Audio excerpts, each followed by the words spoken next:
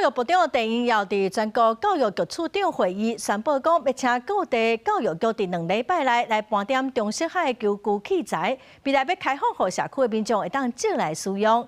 也毋过有基层的老师是认为讲，这增加因的工课哦，嘛增加学校的负担。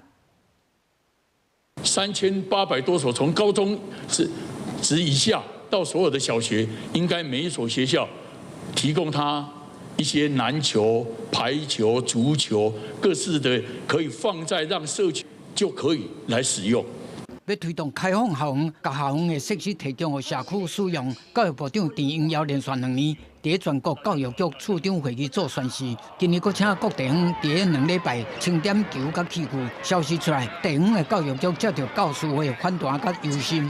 前2周才刚开过一个要行政减负的会议哈，因为确实我们的老师在学校里面的行政工作相当的多，是有谁来处理啊？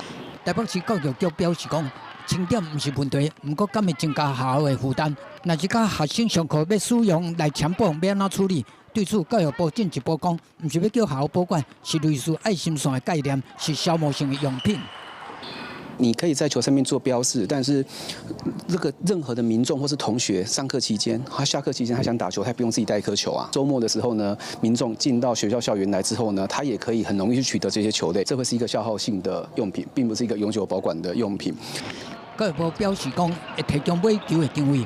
台北市教育局嘛讲，台北市自来都开放校园，予民众使用。